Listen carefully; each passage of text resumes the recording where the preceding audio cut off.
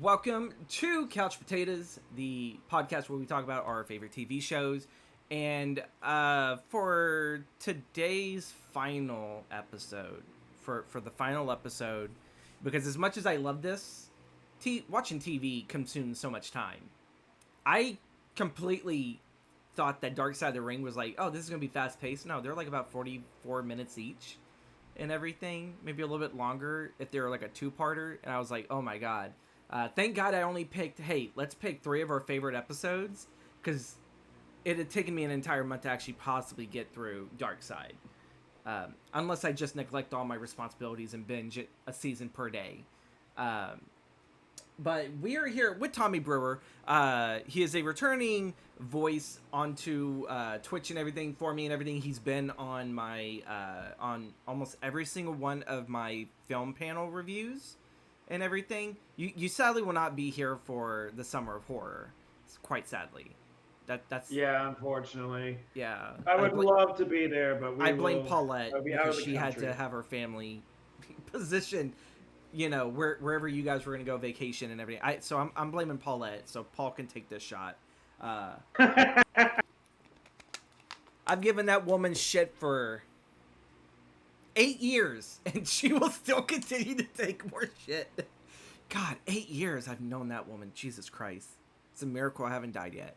Uh, so tell us a little bit Hi, about Wendy. yourself, Tommy, and everything for some of the folks that may not know you.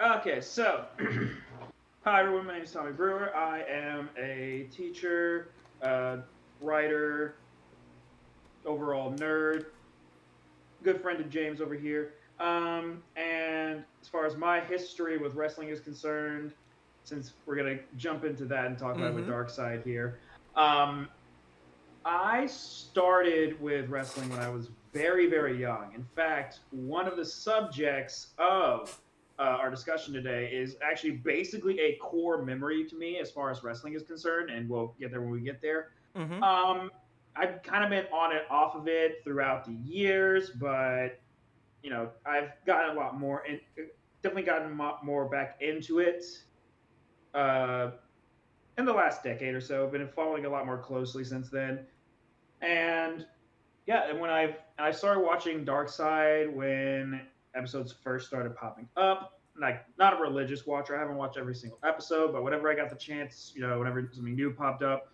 I would just dive on in and grab a nice hold of it. All right, yeah, that's a solid way to start and everything. I'm trying to remember, is it the Huxley brothers or something that I think? I think Because I think one of their I am names is not 100% Alex sure. Huxley, if I remember correctly and everything. Like, those guys have been fucking kicking ass over there. Not every season is like a stellar win. Um, we'll kind of get a little bit more into that with more or less our thoughts about that show as we get closer and closer towards like our list and everything.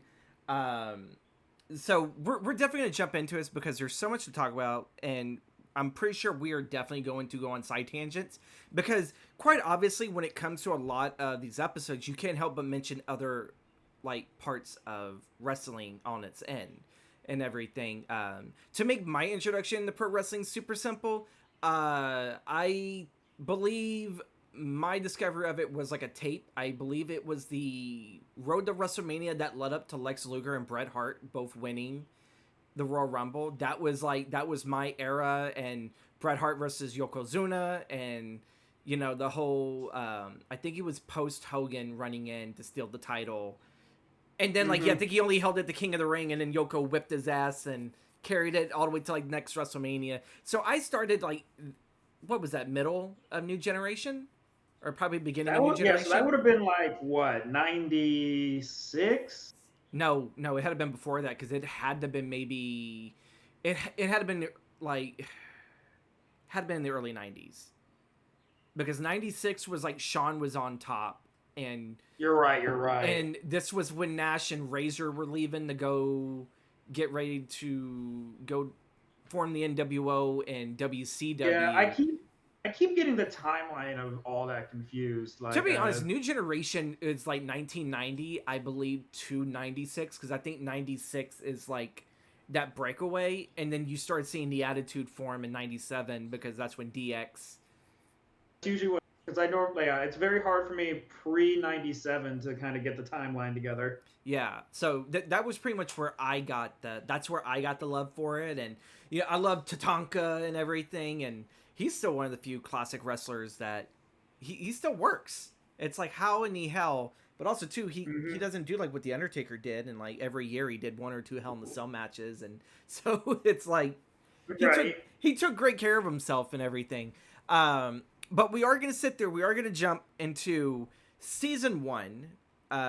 Tommy more or less kind of like, he has this episode spreads out. So instead of just going, it's Tommy's picks and then my picks, we're going to go in order with how these episodes were actually released. And so we're going to start with the very famous royal wrestling family here in Texas, the Von Erichs. Tommy, why did you pick this one? Reasons, I mean, obviously living in Texas, the Von Erichs, as you said, they're royalty here. We can't really talk about wrestling in Texas without bringing up the Von Erichs. And Mm-hmm. obviously, with the Iron Claw coming out, that brought a lot more spotlight to it. And it's always been to me one of my favorite episodes just because it's one of those things like when I was like really digging in deep into like older wrestling lore, which I didn't really do until like 10 years ago. I didn't really know a lot about, the Mm-hmm. whole history of the Von Erichs. And then I watched that episode and then I also got the perspective of it from Kevin as well. And you just hear like this, like I didn't understand the depth of the tragedy that Yeah. was the Von Erich family. So, hearing how, and hearing Kevin talking about it. And then also, again, I'm probably gonna mention a lot of things from Iron Claw because there's a lot of things I could talk about, but I'm not gonna turn this into a review of Iron Claw, even though that we could very easily do that. Oh, like yeah, like to me, I feel like Iron Claw is definitely like the Hollywood telling of the Von Erich story. Hmm. If you've seen Triumph and Tragedy, the world class documentary that's on Peacock from the WWE network, and then you watch Dark Side of the Ring, if you watch that, if you watch both of those and then go into Iron Claw, you could definitely pick out, well, where the fuck is Chris at, and Right? yeah, so But there has been some Hollywood stuff to it, but I believe right next to the wrestler, that's probably one of the very few like glamorized forms of looking at pro wrestling that has like done it very very well for cinema and everything. And I think right next to that, watching the show Glow, I think that one did a phenomenal way of bringing in pro wrestling, but putting it in a way that uh, can be both entertaining to both wrestling fans and non-wrestling fans and everything. and yeah, and that's why. And I'm only gonna do like this one last mention of uh, Iron Claw because it's something I keep noticing whenever you hear Kevin talk about everything. I think one thing that I noticed with that movie, and then also just looking at the history of the family, is just Fritz's involvement and Mm-hmm. like how much he was pushing those boys, but also how how high in regard he still holds, like Kevin still holds Fritz to this day. Like that's one of the things that really gets to me about that episode overall, Yeah, especially after looking at, yeah, even because to this day, like I still think like, yeah, that sounds pretty, from everything I've heard, the portrayal in Iron Claw sounds pretty accurate to how Fritz was. And even though that's like the one thing I've read that Kevin hated about the movie, like that's the one thing he disagreed. And even in the documentary, he keeps saying that Fritz was an honorable man. But I'm just like, I I don't know how to feel about all that. It's kind of weird hearing all that. it's a very kind of weird like abusive relationship. It's like I respect my dad for what he did, even though it took away all my brothers. Um, Hmm. and yeah, Iron Claw definitely like to me, I feel like Iron Claw definitely like throws a little bit of fantasy into it. Because to me, it's like I don't ever recall hearing anything about Kevin actually beating the shit out of his father after finding Carrie dead. You know, like when he just wailed the living shit on him, and I'm like, over here, it's like, are they gonna lie and say that Kevin killed his dad? It's like because like the dad died alone and everything, like because the wife left him not too long after I think I think it was Carrie died. I just think she just couldn't sit there and deal with it, and she left him and everything. And Fritz just died alone of a heart attack, um, which like kind of just goes to show that there are just some guys in the wrestling world that they take it so literal that they harm their own families. But like we also haven't really heard of any other stories like of like the Guerreros or the Funks who are well renowned here in Texas, and it's like, well, let's see that family dynamic. Other than that, we kind of get the glitz and glamours and more of the, well, I respect my father for what he did, even if it was borderline or just straight up abusive and everything. It's like, but I'm pretty sure if we would have looked gauging at the Funks, like I'm pretty sure Terry's dad would be like, I never taught him any of that shit. I was like, that boy's just fucking wild. Right. And everything. He's like, Dory Jr. had his head more on his shoulders and everything. Dory didn't wrestle into his fucking 70s and had both knees replaced while still doing it. So for a little bit more diving into for folks that do not know the Von Erichs, yeah, they're definitely like the most famous wrestling family. But I do believe that like if you're a big fan of cinema, you probably won't know them too much, but you will know of the Funks because Terry Funk did like numerous films and everything. He did I'm trying to remember what the hell it is, but it was pre-Rocky Sylvester Stallone where he did a wrestler. And Terry Funk actually looked like Harley Race in that one because he had like his hair dyed blonde and just the way he was looking. I was like, why didn't you just get Harley Race? It's like, but Right. but like Terry Funk did that. Terry Funk was known in Roadhouse. He got his ass whipped by Patrick Swayze, I think 3 times in that movie. He just kept constantly coming back for a fight. Terry also he did the choreograph for They Live with Roddy Piper and fuck, I'm forgetting his damn name, Keith David and everything. That whole fight scene, that it wasn't just it wasn't just Roddy Piper, but it was actually Terry Funk that did that. And Terry did like a whole bunch of other stuff. But the Von Erichs and everything, they're a real big, famous Texas family who was pretty much known mostly around the Dallas-Fort Worth area. They were treated like celebrities. And they were like definitely under the watchful eye of the press because of who Fritz was. So like think the Kardashians, but like I would probably say a little bit more wilder because the boys had some crazy party days where, it's like, oh, well, we tried to do our best not to let dad know, but dad would find out sooner or later. That's one thing I'm surprised the Iron Claw did not show, was just how rambunctious they were at parties. I mean, it kind of touched on it, but yeah, I doubt it. It did not definitely go into as deep of territory as Yeah, it got, and they could have. it But probably would I have mean, yeah, made it harder to sympathize with. yeah. But no, we can. Yeah, and again, I think that's just one of the big things about just. I think that one, and sorry, my brain just kind of. Let me bring it back to my thoughts.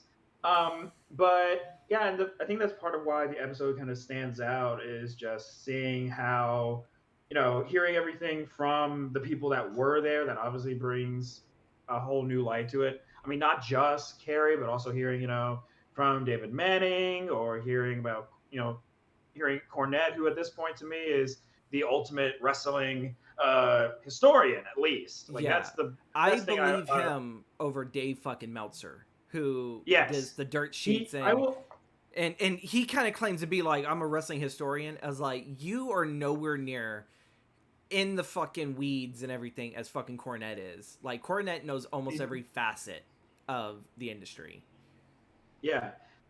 And yeah, that's why I really picked this one out. And also, I do want to also have some. I like to spread out my episode picks just because I like to see the evolution of the show as Mm-hmm. well. Because clearly you see levels to the productions as they go along. Yeah. And this first one was kind of compared to we're going to see in later seasons, kind of bare bones. Yeah.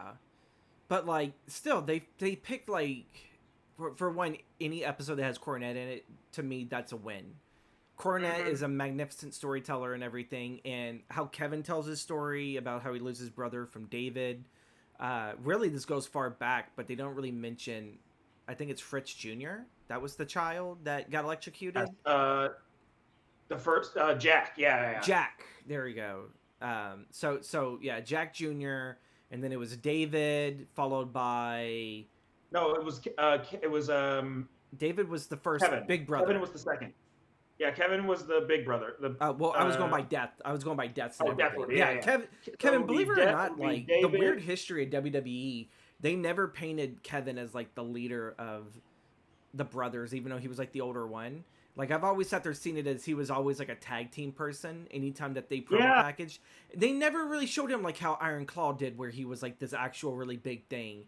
And I was like, wait, I don't remember this. And my mom vaguely remembers it and everything. And I was like, I don't ever remember him always vying for the title. It's like I always knew that Carrie and David always got the big belt, but like in Iron Claw, which tells Kevin's story most of all, even in that one, you're rooting for him because every time he came close to getting that big title picture, Fritz is like, "Oh no, that's not in the cards for you," and it's like it's almost like the Stone Cold Dusty Rhodes WCW kind of thing, where anytime Austin was trying to climb up to those ranks, he's like, I can do it," and Dusty's like, "No, brother, we got something else for you," and it's like, well, okay, the Hollywood Blondes, we were the best damn thing ever. Is like, no, that's not for you, baby, and it's like what the fuck? So it definitely felt like Fritz was fucking Kevin over big time. For sure, he 100% was.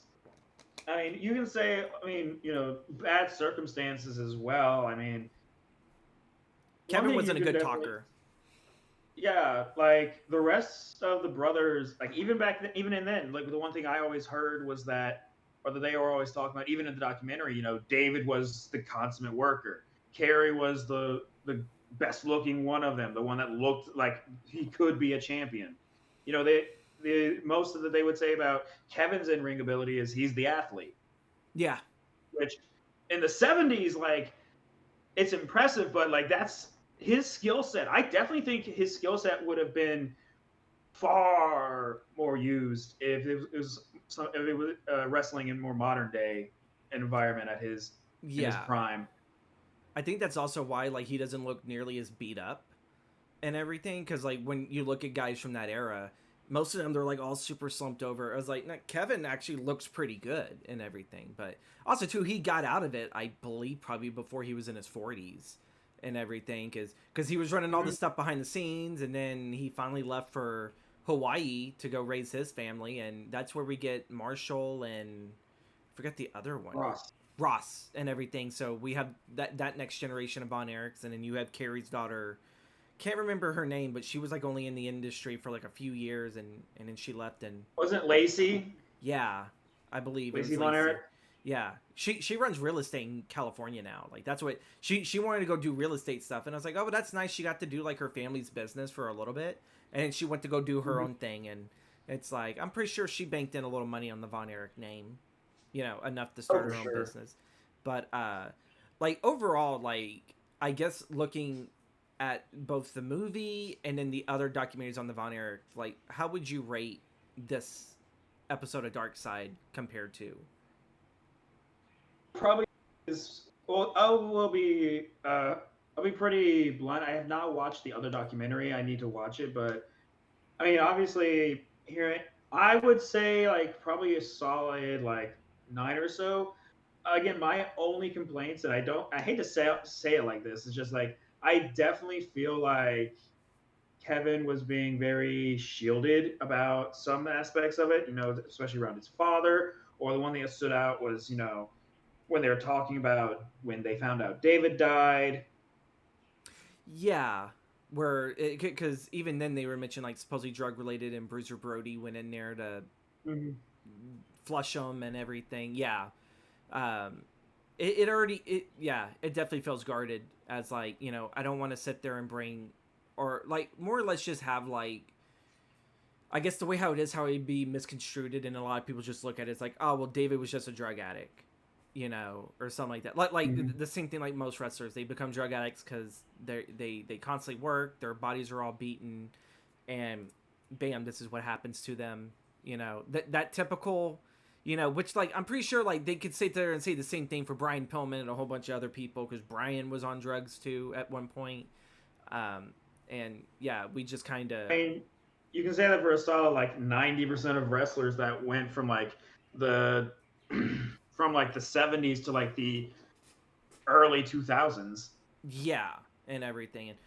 And really, yeah, because like I would sit there and say I think a lot of that stuff probably ended close to probably towards the end of Benoit. I would Definitely probably. say like towards. I think the double whammy of Benoit and Eddie probably made a lot of people reconsider those things. Yeah, like it still happens, but it's not as much of an occurrence um, for that and everything. But moving forward, we're gonna go to the land of extreme for this next pick. As Tommy does mention, we as we go forward to like the next season, so we're leaving the rest of season one behind with the Von Erichs, and we're moving to the life and crimes of New Jack. Uh, how do we PC like put New Jack? Because New Jack is not PC whatsoever. There is some shit that this man has done. You know, going on Smoky Mountain Television in Kentucky and sit there and call out OJ Simpson and say, "Keep up the good work, brother." You know, you're doing I think what God's work or something like that. And it's like, oh my Mhm. god, like Yeah, and that's the challenge, but that's also why I wanted part of why I want to do it. Because the one thing that really drew me to the New Jack episode is, to me, it's one of the closest episodes outside of like maybe the Gino Hernandez episode to being a true crime documentary. mm-hmm. And you hear all about the crazy stuff that happened in New Jack's life, and none of it to me is an excuse. It's an explanation, but not an excuse. But like that's the one thing, like going away from that episode, and even after rewatching it, and I'm just like, New Jack was not a good person. Oh my god. I think he was, but like at the same time, it's like he's a good person as long as you pay him and you don't cross him. You know, he definitely comes off with that style of like it's all like, don't piss me off, don't get my fucking way, and there ain't gonna be no damn issues. Which, like, there are some good people that are like that, but like I think that's more of a like his upbringing and where he was at. Cause like I don't really think that not even like Darkseid was able to really confirm like, hey, what was your childhood like? If they did, then they left that for like their podcast where it was like the I think it's called the After Hours or whatever. So it was Mhm. stuff that they could not put on television, and they had it like in an audio format. Um, but oh god, fucking, I don't even know really where to begin. Like we mentioned Smoky Mountain Mhm. a little bit. We're like, yeah. What elements do you sit there and you think what makes this right next to the Gino Hernandez story would fall on their crew for the true crime stuff? Like where I would you go? mean, to me, I mean, the three big incidents that or no, it's like four big incidents they talk about, but all the times, all the incidents he's been in that involved him actually going to court. First you have the mass transit incident, Mm-hmm. which, again, to be fair, Jack was not entirely in. I mean, he was, I think, in the wrong for cutting him up like he did. But at the same time, that kid lied and should not have been there in the So first for those place. that are wondering what the mass transit incident, we Oh will yes. be filling in So, some of this. It's about a kid that pretty much is trying to get into the wrestling industry. He claimed that he had some experience doing some wrestling with little people, um, and he was even being vouched by one of them too, and everything for this. He is supposed to play tag team partner with Devon Dudley because I think Bubba Ray just could not make that one show, and he started stepping on New Jack's toes, which is a big no-no when you're a rookie. It doesn't matter if you're in ECW, WWE, WCW, whatever. It's more of like cutting your teeth, as you do not step on the toes of the guys you're going to be working with, and kind of like quote unquote your superiors. Like, you just don't do that. That's pretty much how you wind up getting your ass beat and thrown out on your ass, blackballed by the entire industry. So Mass went off and sat there and said, "Yeah, dude, do whatever the hell you want to me and everything." And during the match, he kind of started doing his own thing. New Jack got pissed, and when there came a blading job, which is supposed to be like when a wrestler gets hit, whether like a chair or some type of foreign object. Generally, they have hidden somewhere on them. They have like a little blade, and they'll cut themselves a little bit. And they let the sweat kind of go down, and it makes it look like it's a bigger mess than what it actually is. Well, this kid did not bleed easily quite yet. And did they label or mention how many times he got cut? He got cut quite a lot. He got cut quite a lot, but also Jack, like, because how Jack did it was he had it wasn't a regular razor blade like they normally use. It was a scalpel attached to like a ruler or something, Oh my and like god. he like cut him a couple of times and nothing happened, and then Jack finally just like, all right, and like sliced across his entire forehead and got him bleeding like that. Yeah. Like essentially he filleted the motherfucker. Like the Mm. dude's skin was coming off of his fucking scalp. And it's fucking nasty and everything. The mass transit incident is I think that was like one of the few court battles that ECW did win, but also too at the same time it's one of the lessons I'm pretty sure most people know now. Do not fuck with New Jack. Do not cross him. Do not try to outmaneuver him. Do as he fucking says in the ring, and there ain't gonna be no fucking problems. What was the other incident? Because you said he There mentioned was Thor. also the Vic Grimes incident where he threw him off the scaffolding. Oh, So to explain this one, Vic Grimes was another ECW wrestler, and him and Jack had a match at one point, and their plan was they were going to jump off like a pretty tall scaffolding onto a couple of tables. At the last minute, he was backing out, and Jack was like, "No, we're going to do this," and they fell off. Since Jack basically pulled them both off, they weren't able to control themselves as much, mm-hmm. and Vic landed on. They missed the tables that were Yeah. placed there. Vic landed on Jack's head and cracked his skull. I think he did And permanent damage to one eye. yeah, he blinded him. He basically blinded him in one eye. Oh. And then Jack thought for revenge, it would be appropriate to go get a taser, tase him, and then literally throw him off another scaffolding that I think it was like the highest scaffolding like It was they ever way did. bigger because what they were doing, I think they were in the ECW arena when they did theirs, and that scaffold probably had to been maybe 15, 20 feet high and everything. And yeah, landed pretty badly. Also, too, it doesn't really help that there was a concrete floor. This next match that they had was, I don't even think it was twice the high. I think it was even more than that. Mm-hmm. But the whole room was littered with tables. And that was supposed to break the fall. And this was supposed to be Vic, you're going to take this fall because of what you did to Jack. And yeah, continue on with.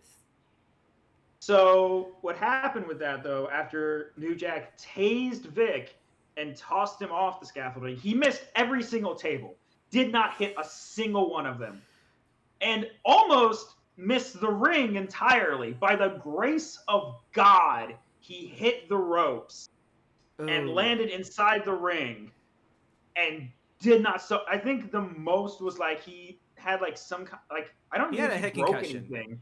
He had a head Yeah, I'm like, I concussion. don't even know. I don't even think he got a concussion from it. It wasn't.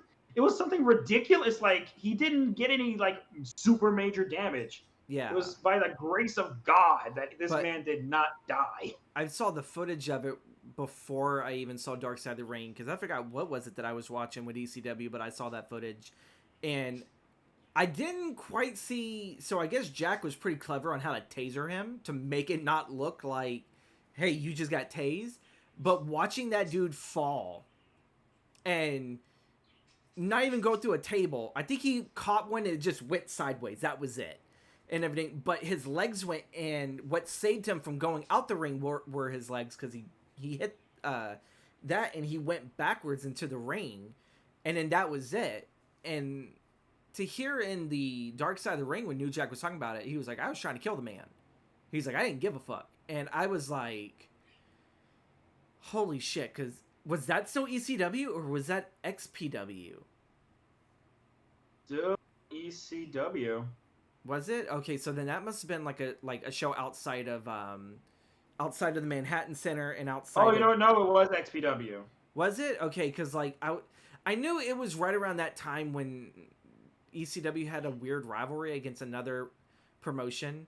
The less said about XPW, the better. It's pretty much a wrestling corporation that also is partly owned by a porn mogul and everything. Like this dude tried to be like Oh yeah, the next yeah. fucking Okay. what's his name from Playboy, or maybe Hustler. He tried to be like the next like CEO of Hustler, but he loved wrestling, and so he had porn stars wrestle in the ring along with like other Yeah. wannabe ECW guys. Like I know probably a couple of years ago they just had like one of the big ones. I forgot who it was, but he was supposed to be like a Tommy Dreamer mixed with a Jesus Christ character. I forgot what his name is, but he actually I think did pass away. Okay, so I was just looking into it. So with Grimes, for that fall, the worst he suffered was a dislocated ankle. That's it. Really? Yes. Holy fucking shit. Well, again, he got lucky and everything because man, if he would have fell just wrong, he could have hit his head on that turnbuckle. That would have killed him. From that If he, fall, if it was just 5 feet more. probably and everything. But yeah, that's so we covered mass transit. We cover the Vic Grimes. At the same time, I do look at it as Vic, you were unprofessional and you did kind of have this coming, but you did not deserve to be thrown off of a scaffold that was probably 3 times the height of what you previously did. Get tased and almost get killed. I'm pretty sure after that he didn't have a goddamn problem with Jack. He probably told Jack it's like, or it was like, I think we're square, and I'm pretty sure Jack's like, yeah, might as well. I tried to kill you, but yeah, sure, we're squared and everything. What were the other 2 incidences? So there's 2 more, and these are on the on the indies. There was one with this older wrestler named Gypsy Joe, Okay. where Gypsy Joe was like this older guy. Like I think he was in his 60s or something when he was wrestling Jack, and he made his whole gimmick like he's invincible or like he's a tough son of a bitch. Um, which that didn't sit well with Jack because that meant that Jack was gonna be hitting this guy, and Joe was not gonna be doing it. Wasn't gonna show any damage from it, and Yeah. that was not gonna sit well with Jack. So Jack eventually was legitimately beating the fuck out of this 60-something-year-old man in front of this large crowd of people. Yeah. Like no, like Gypsy Joe comes off to me as like a wish version of Superfly Snuka. Even the way he kind of almost dressed, I was like, "Is this Snuka?" And they're like, "Gypsy Joe." It's like, who the fuck is Gypsy Joe? It's like, yeah, it's like he must have been a very minute character from like the territory days. Yeah, So how badly did he fuck the old man up? I think the dude definitely was in the hospital at least. Let Well, me he's lucky he check. only made it to the hospital, not the morgue, because fucking Vic Grimes almost did that. Like, dislocated ankle, my ass. God. Mm-hmm.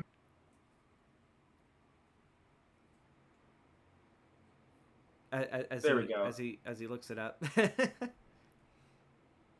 Okay. Yeah. So New Jack, Gypsy Joe. Da, da, da, da. Got mad.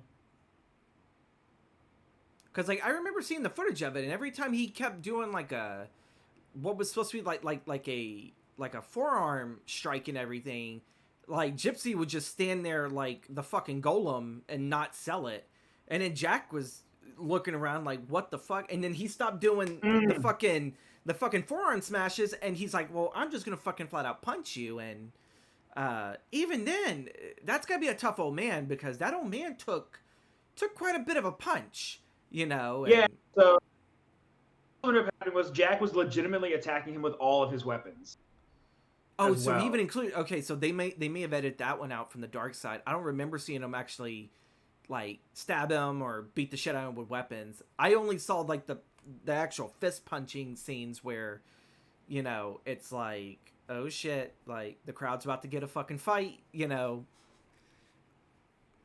Jack got arrested for that one as well. Oh really? Oh okay. So mass transit. He obviously went to court. Was he not arrested for the Vic Grimes thing? Like, did he? Did I was don't he? think so. I think they. I think the whole deal was they kind of like. I don't think Vic ever pressed charges. But he probably looked at it as that was karma for what happened in their first Mm, match. But this one, he actually yeah, got arrested. yeah, and then there's one more where he was basically arrested immediately, which is the last one. This was down in Florida, and he was wrestling some underneath guy at this indie fed, and the guy was potatoing Jack. Get like legitimately punching him, and started pissing Jack off.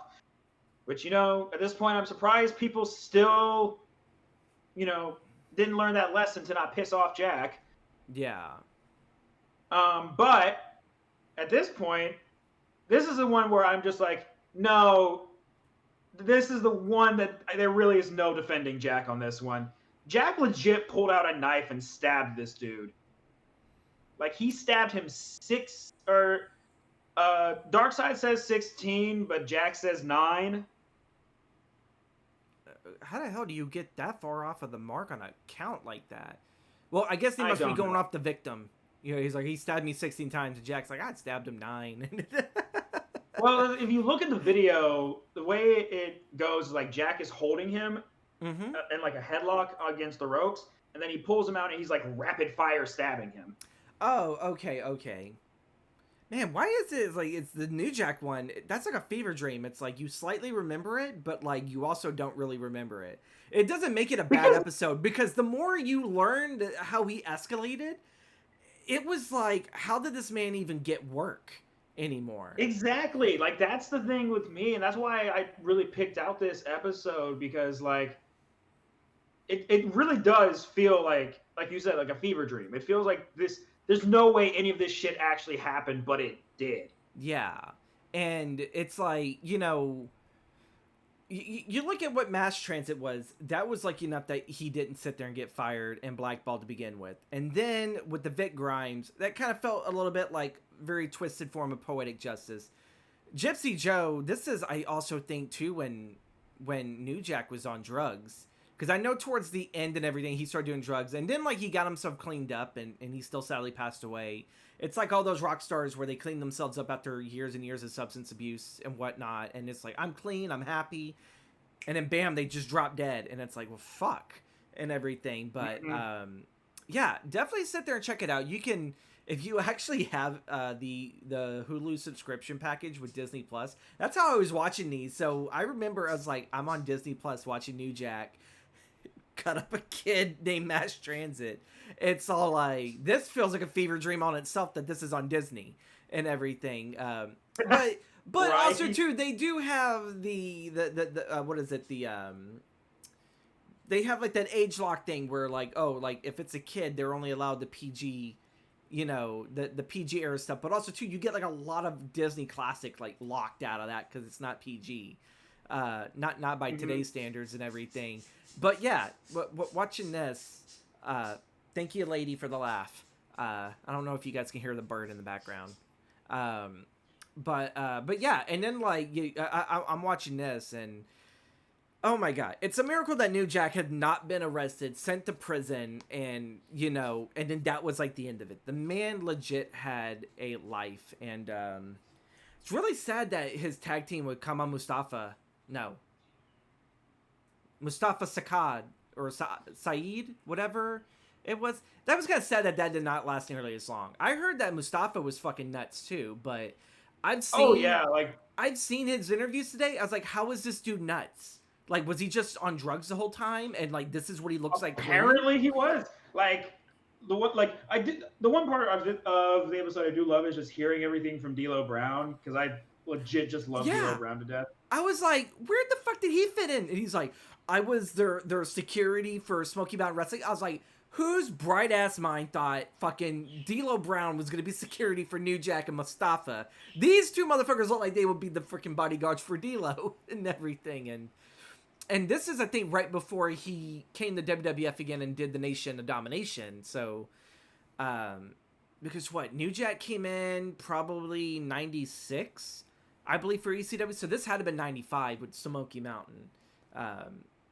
again, like I think you can watch Smoky Mountain on Peacock with the WWE stuff. Uh, Definitely go sit there and check to see if there's any of the New Jack stuff on there. I would love to watch that and just listen to the promos of what New Jack guys sit there say to piss off a room full of white people.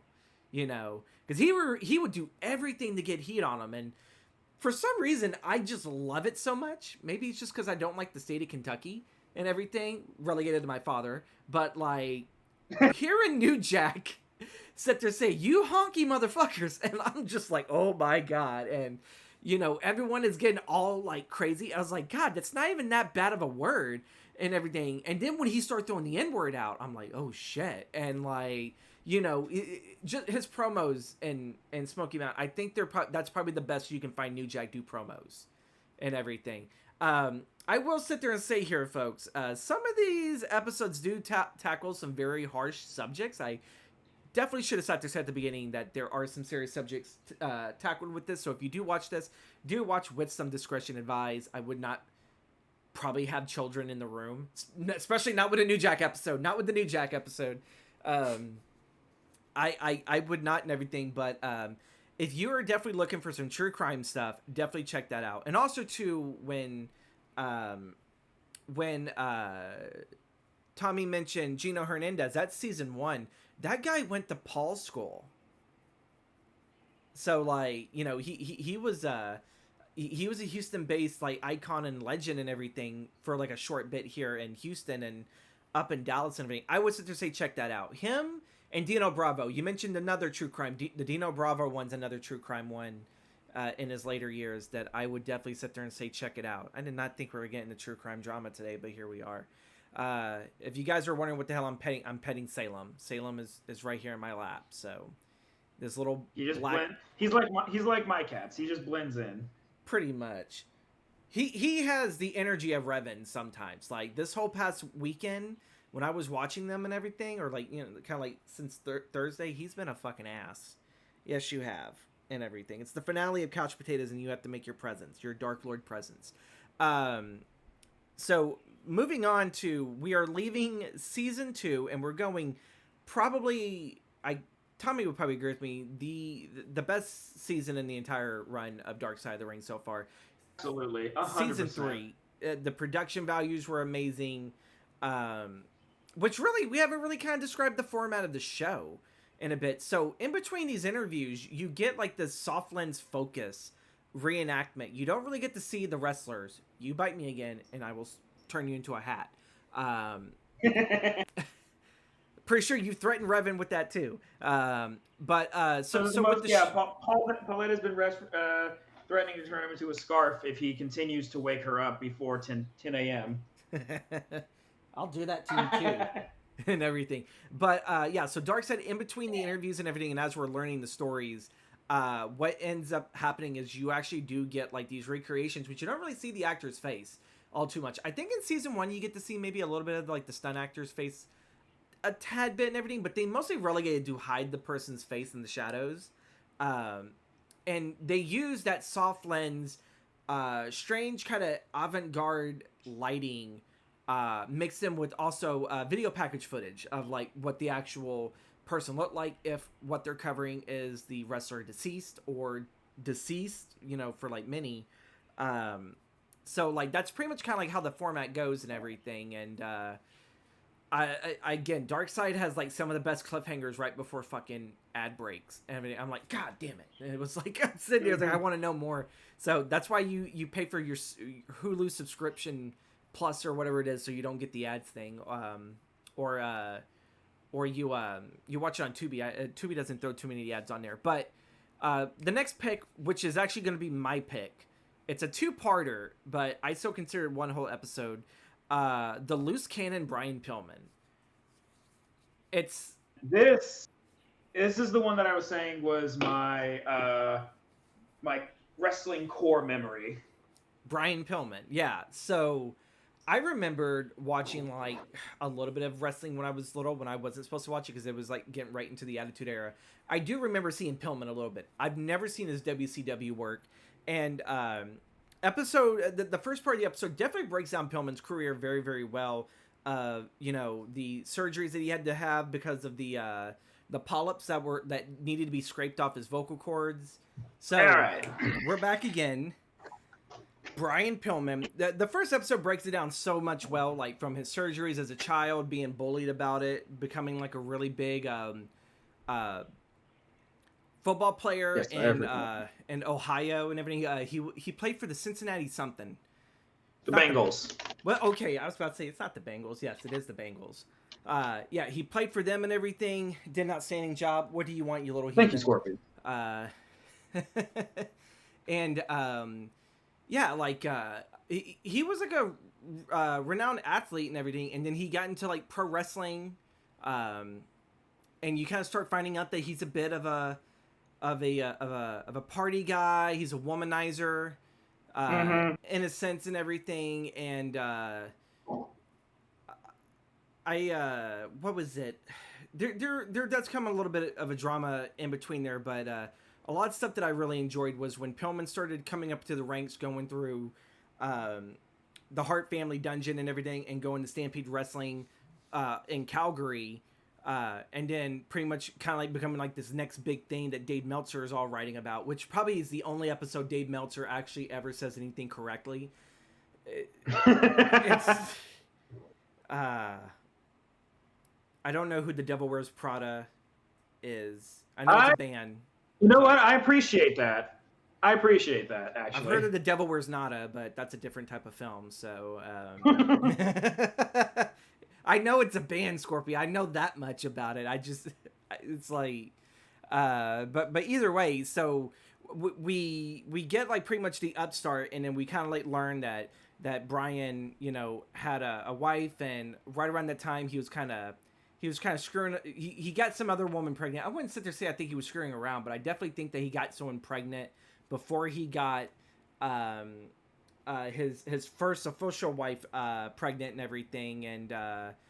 And when that kind of started going sideways, and Brian started sleeping around, starts becoming this big thing in WCW. The Hollywood Blondes, everything. Pillman starting to learn how to play the game and manipulate both companies during the Monday Night Wars. And then he gets with Melanie, which is like the worst damn thing he could ever have done. Even though Melanie, with that, did bring, I think, Brian Pillman Jr. That's probably the only good thing that came out of that was Jr., who in today's world is now known as Alexis King in NXT and WWE, which I really hope when he goes up to the main roster, he just gets rid of that. It's like, no, we need Brian fucking Pillman Jr. We need another loose cannon. We almost came so close with Dean Ambrose, and I'm sorry, but Jon Moxley is not a loose cannon. Fucking Moxley is that old guy from the South that just drinks beer and screams at people to get the fuck off his lawn. Moxley is not the badass that he once was when he was young. But also, too, you gotta think a little bit of him cleaning up his alcohol issues and everything. Like, he's sobered up, so, dad mode is activated in him currently at the moment. But yeah, the whole first part, we learn about the rise and the somewhat fall of Brian in WCW. Like, he more or less hit a glass ceiling. He couldn't go all too far. Melanie, I think the end on there was learning what Melanie did when Brian had to take full ownership of Brittany, which he thought was his first daughter, but wasn't. There was another daughter that... Well, Brian knew about the other daughter before all that happened. Yeah, but like I think we're leading up to when Melanie makes that call, and like Brian had already taken Brittany from her mom and everything. Yeah. And that Melanie sat there and says, even your mom sat there and says that I'd be a better mom to your kid than you are. And then she goes and she takes her own life and everything. Like, to me, I was like, that is the ultimate fucking villain turn, that there is no turning back. To tell a mother that they are not a good mom and that, X, Y, and Z is a better parent and everything. Even though, like, that was never said, but, like, she went and she did that. And then to sit there and have Brian's mom come in and, like, it's like, oh, she died on the airplane ride over. And it's like, wow. And then have to go tell that mom that your kid died because of this other shitty person just completely destroyed them mentally and whatnot. It's kind of like the Von Erichs, it's filled with a lot of tragedy in Brian's life. But the one thing that we can sit there and show in part 2 is as Brian is recovering from the Hummer accident that like fucking shattered everything to the point that like he had to have plates in his fucking face for the reconstruction surgery, and you can kind of see it too. Like Brian Pillman post accident versus Brian Pillman before, you could definitely see a lot of that boyish look that he had is like completely gone, and it's just like this jigsaw kind of character, that's like a replace. And I think that's like where he really started to become like the big loose cannon, and he's threatening to whip his willy out on ECW TV and pee all over the fucking ring.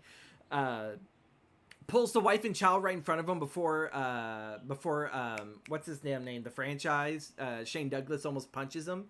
And even then, like, everyone else is like, you piece of shit, you hiding behind a wife and a child and everything, and Brian's just giggling and laughing. And it's like, I don't know, there's just something unhinged about him, but learning about his at-home life and just how crazy it was. And it's like, was he even acting at that point? It's even kind of made me wonder, and even a lot of the guys behind the scenes, they did not know if Brian was faking it. Like, is really Brian this nuts, or is this just an act? And there's like a lot of people that really did believe that. There was even a rumor that sat there and had it that the facial surgery he was having was made so that he would be an evil Shawn Michaels and come to WWF to take away Shawn's title. And it's like, how like ridiculous, like that's like a comic book thing. That's like Batman's Hush, it's like a comic book story and everything, but this was like real life and people actually believed it, which could kind of sit there say a little bit to the IQ of the actual wrestling fan. But at the same time, you didn't have the internet and you didn't have everyone, voicing their opinion, so a lot of people were just easy to believe. But yeah, part 2, we kind of like learn how he's trying to build himself back together, but he's just way too fucking broken up after that Hummer ride and the drug usage. And then he finally died from an actual health complication that was not his fault, nor any of the drugs or alcohol and everything, but it was what took the life of his father and I believe his grandfather. It was some type of it was a heart disease. Yeah, and no one sat there and saw it yet because it didn't come into full effect until right around when Brian was his age, because I think it was the same time it took the other ones. And like, there's even an episode of House that has something like that, where there was a cop and everything that gets super reckless because at the age of 45 or so, his dad and his grandfather passed away from the same damn thing, and they don't know what it is. And he spent all of his 30s getting medically checked, and he found nothing, just for House to solve it after having to cut his chest open, but that's for a different talk and everything. But it's sad with like all that talent that he had, and that he had to leave his family behind, especially be with fucking Melanie. And even Melanie knew she fucked up, and she's like, I wish I could make it up for Brittany. And I was like, bitch, there is no making up with Brittany.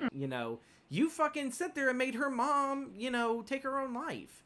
It's all like, no, that is a go right in the hole that you made, fucking thing. And I definitely stripped away a lot of the glitz and glam of Brian Pillman, but like that episode really does do it. As much as they showed the glitz and the glam of it, and I mean, they even had Stone Cold do an interview. And how often does Stone Cold actually do these? He doesn't. Right? Unless it's a WWE product, he does not go and he does not talk. He doesn't do shoot interviews. He doesn't do any of that shit.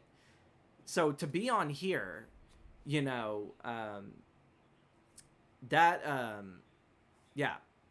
was a lot. And I'm pretty sure that he kind of felt like the creators kind of backstabbed him and everything, because not too long after that episode later in the season, that's when we would get the what is it, the Flight from Hell, which that was the Flight from Hell. Yeah.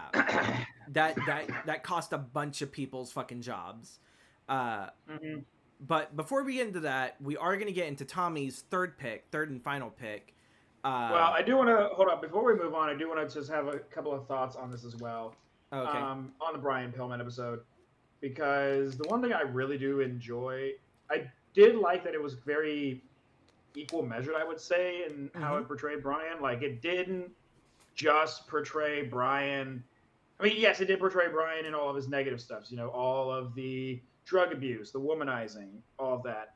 But the Mm-hmm. one thing, that did show, and we see that from most of the kids, is that how when push came to shove, he was always going to be there for them. Yes. And I definitely think that's something that has been leading up to, Junior coming up in the ranks. Um, but also going back to the core memory, and they do bring it up in the episode and I say this is the core memory because I actually remember seeing this live. It's the promo where or the segment where Stone Cold tries to break into his house with all Yes. the kids there. Pillman 9 I watched millimeter. that live when it first happened. God, how old would I have been at that point? That was like what, 97, That was 98? No, what about 98? That was like Hmm? 96. As I want to. No, yeah, no, it had to be 97 because I believe 98 was when Pillman. Beginning of 98 was I think when we lost Pillman. Um, and yeah, like yeah, Pillman 9 millimeter. That was like a big thing, and that pissed off the network people that they actually did cut the feed off of it and everything because you had Austin out there whipping supposedly Brian's friends' his asses and everything, and he does the whole breaking and entering, and Melanie's there, which like God, the drugs really fucked her up there, you know. Hmm. Um, that was a good looking woman, and I went back and I've seen on the network, I've seen the interviews that they did post Brian's thing, and I was like, oh, they were milking this. They were milking this completely. No, that's that was just again one of my. Hello, can you hear me? Yeah, I can hear you. One of my my community members Okay. came in to say hello. Okay, sorry. Yeah. For some reason on my end, I think things were just kind of uh, was it on my end? There was a couple of there was like a glitch or something. Okay. I saw it too as well. Okay. Um, but no, and yeah, I don't know. That's actually one thing I do really like about how Darkseid opens every season. I think that they've been doing it consistently, opening every season with a two-parter because they did that with Benoit as well. They didn't do it, I think, with this season, this past one. No, or also have you been side tangent? Have you been seeing the new like the WCW docuseries they're doing now? Is that related to Darkseid or is it a Is separate that the thing? one that's like what killed WCW? Yeah, Oh, I did not know that was part of a series. I just thought it was a one-off. I watched a little bit I of don't it, and know. Yeah, I because got like bored with it because it's like, why am I learning about Eric Bischoff's fucking history? It's like they've entangled this in so many other documentaries. I know he wasn't a wrestling fan. He came up during the AWA. Vern Gagne was not getting those paychecks, living like off of like one paycheck and everything. It wasn't even his at that point. And then he went to WCW, and I think within like a year or two, he became like the fucking the kind of like not really the owner of WCW, but like he was like he was like the head of like TV and everything. So like he made sure all the TV was written and everything. In the Shadow of Grizzly Smith is Tommy's final choice for this recording. I fell asleep halfway watching this last night, right before bed, and I finished it today. Oh Jesus! I think this has been probably the darkest one from season 3. I think the darkest one, period, from the entire series. Take it away. Who is Grizzly Smith? Grizzly Smith is an old school territory wrestler. I forget which territory he wrestled in. I want to say it was Texas.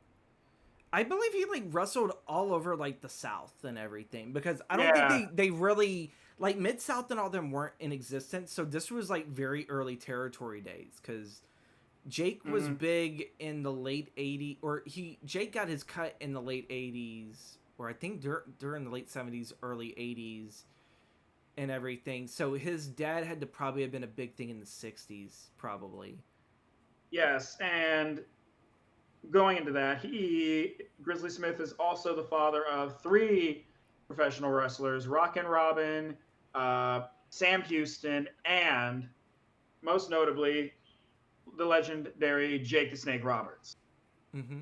However, the big problem with Grizzly Smith and why this is such a dark episode is, well, one, well, there's too many things. I'm not going to number them because we're going to be here all day.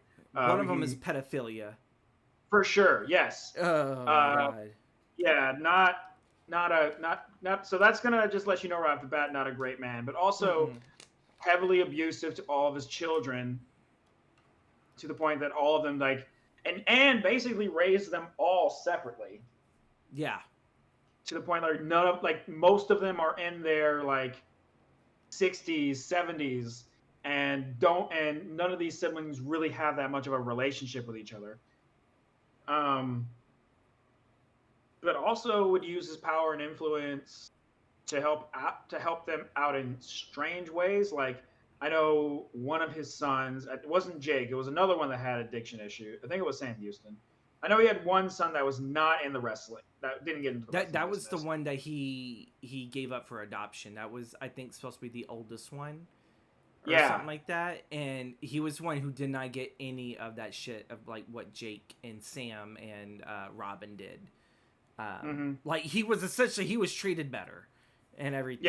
And oh my god, he But got no, lucky. they're He got talking lucky. about he I can't got remember lucky. his name. I want to say it's Robert or Roger or something like that. Something like that. Um, Sam, but no. So Sam Houston, whenever he would have a bunch of, he had a large number of DUIs, things of that nature, and Grizzly would use his power or would use his influence because he's famous wrestler in that area, and basically get like reduce all of these sentences to the point like he basically every single one was like a slap on the wrist, even though he had like 20 DUIs. Yeah. Um, yeah, just overall, just not fun times. Like this was probably one of the again. There's a reason James said this is probably the darkest episode, because like the depths of depravity that we see Grizzly go through is insane. Yeah. Um, where it feels almost like an episode of it almost feels like episode of Law and Order SVU with how deranged it is. Mm-hmm. Like it doesn't like it's on the same level of New Jack, where this does not feel real. Yeah, and the scary thing is, it's like when he started, like, I don't know exactly what business it was because it was never outrightly stated, but he would pick up 13 to 14-year-old little girls, and the Mm-hmm. families would give them away, and he would take them on the road for a little bit, and then send them back. So it's like, was this like a debt thing that he did? Like, was he into debt collecting? And it's like, you can't pay the debt. Well, give me your daughter, and I'll have her for like a few weeks, and I'll pay off the debt. It's like, because like at first, like the way how they almost made it seem the very first time I saw this, I was like, please do not tell me that Jake Roberts' father is part of the sex trafficking, because that's what I thought for the moment it was. And when when Grizzly married Baby Doll, who was like this really big um, uh, wrestling manager and everything of like the 80s, and he married her, she didn't stay married for him for long and everything. I think she picked up on those vibes very, very quickly. And I was like, you didn't pick up on those before you got married? But like, no, she just saw it as, oh my god, it's the great Grizzly Smith and everything. Because like this dude was, he was like the southern version of Harley Race. If Harley Race was the northern, like, even really he wasn't all that much of a, I think he was a southerner too. But like Harley Race is like known world round for just how tough he is, and like him carrying himself as like an actual champion. Um, I think he's a far better champion than Ric Flair. That's my fucking 2 cents on there. And I love Flair to death, but if I had to choose between who, I'd go for Harley over, In a heartbeat. yeah, and everything. But like when you look at Grizzly, Grizzly's like another one of those tough guys of the industry that people know, people fear, but people also respect. And then you see he's doing this shit over here, and some of the guys didn't pick up to it. Not even freaking Cornette did, but Cornette also sat there and said, "I didn't work with him that long because I forgot what was it that Grizzly was doing booking for. Maybe it was I from know like it was Vince." also like when Cornette first broke in the business too. Yeah, because this was like baby Cornette. So this is like when he was like starting to form the history with the Midnight Express, which if you follow fucking corny online. The man doesn't shut the fuck up about, oh, the Midnight Express. It's like, we get it. You're the manager. Shut the fuck up. It's like, there's more to wrestling than the fucking, I remember back in the day when I managed the Midnight Express. It's like, you shut the fuck up, corny. And it's like, talk about something else other than the man's fucking wrote multiple books, I think, on that fucking tag team. And before he finally unleashed, it's the full history. It's like, you couldn't have just done that to begin with, but Right. He's been milking that for God Corny's a over a smart decade at this businessman. point. Yeah, he's been milking it for over a decade. And I think a lot of the reason why a lot of people are very much drawn to this type of TV show is thanks in part to Jim Cornette. Jim Cornette, Dutch Mantell, a lot of these, because God, I think they've gone on longer, because I think Taz started as essentially the very first wrestling podcast, but when he retired from it, that's when it was starting to all get picked up, and you had Bruce Pritchard, something to wrestle with, and everything. And you would hear stories about the big companies like WCW, ECW, well, yeah, somewhat ECW, WWF/E. You would hear these big stories, but then you would also hear stories of the territory, which were these small, minute little areas that they generally only covered so many towns, or maybe they covered an entire state, or they shared a state with someone else, and they were somehow like a branch of the AWA or the NWA. There's so many different companies I'm naming. I know, like I don't really know what is an easy way to break someone into the wrestling industry outside of like, just try to give WWE a try. You don't like it, try something else. But either way, there's a whole bunch of these little territories, and these guys on the podcast, they keep those stories alive. Some of them are funny, some of them are like, holy fucking shit, what the fuck were these guys thinking of? It's kind of sad because you don't get that today. Everything else is put on YouTube. So it's like, oh, hey, you know that funny story? And it's like, yeah, it just happened last week and I uploaded it on the YouTube. So the guys don't really get to carry it with them for years and really think of how to tell that story. And then as like they're older, they're like, okay, I'm gonna go on a podcast and talk about it. It's totally different. But back to Grizzly Smith. I'm sorry, I went on a fucking tangent. We go on tangents here. We're gonna go on a lot more tangents because this is pro wrestling, and you can't have a pro wrestling talk without tangents. Exactly. It's all interconnected. But yeah, continue on.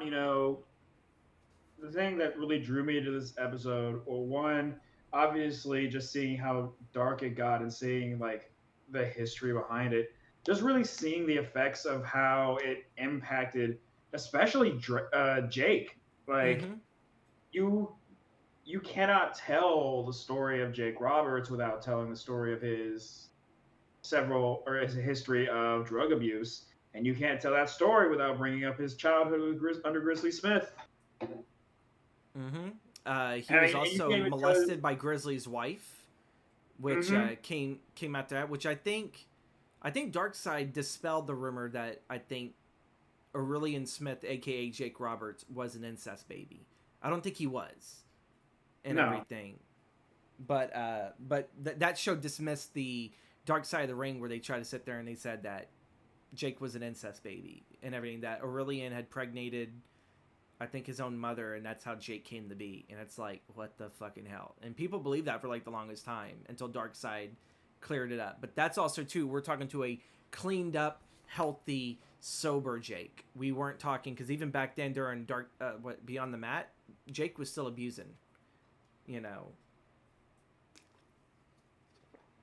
And yeah, that's just one of the stories, because Jake to this day is, and the reason I really get hyperfixated on this as well is Jake is one of those rare stories of, one of these old school guys who managed to clean himself up. He's living healthy. He's one of the last men standing from that era of wrestling outside of like Hulk Hogan. Yeah, but Hogan's surrounded by lies, so you can't really trust a goddamn thing Hogan says. Oh no, I know, but like think about the number of wrestlers from that era that aren't with us anymore. We don't have. Isn't one half of the Bushwhackers still around? They were in the 70s. They were known as the Sheep Herders, because I know one passed away. Yeah, but look at who from that era just is not here anymore. We don't have your Mr. Perfects, your Randy Savages, your Roddy Pipers. Yeah, because of all the years of drug usage and everything. Even Rick Rude. Rick died very young. Mhm. He was like 53, I think, or 52. You know, Yeah. and yeah, a lot of steroid usage, a lot of somas and everything. Somas was like a really really big thing, and mostly due to Eddie Guerrero and Ben Wall and everything. That's I think when the somas like definitely went away. They're probably still there, but like they're it's not passed around the locker room like it's fucking candy anymore. Um, but yeah, I don't know if I've listened every now and then to Jake's podcast. I don't know if he got into the somas or not. Um, I'm not sure either. yeah, because it's like I know alcoholism and I know meth and cocaine and heroin. He got Yeah. into like he got into those heavy substances, but he didn't get into like the medical heavy stuff. Um, there is also too. I'm trying to remember what's the name of it. There's another. Um, there was a documentary I watched on Jake, and I'm trying to remember what the hell's the name of it because I think I saw it on YouTube or Tubi, but they were showing when Jake was trying to get straight. I think this is right before DDP came and saved his life, Hmm. and it was it was Jake trying to sit there and drive his daughter to college.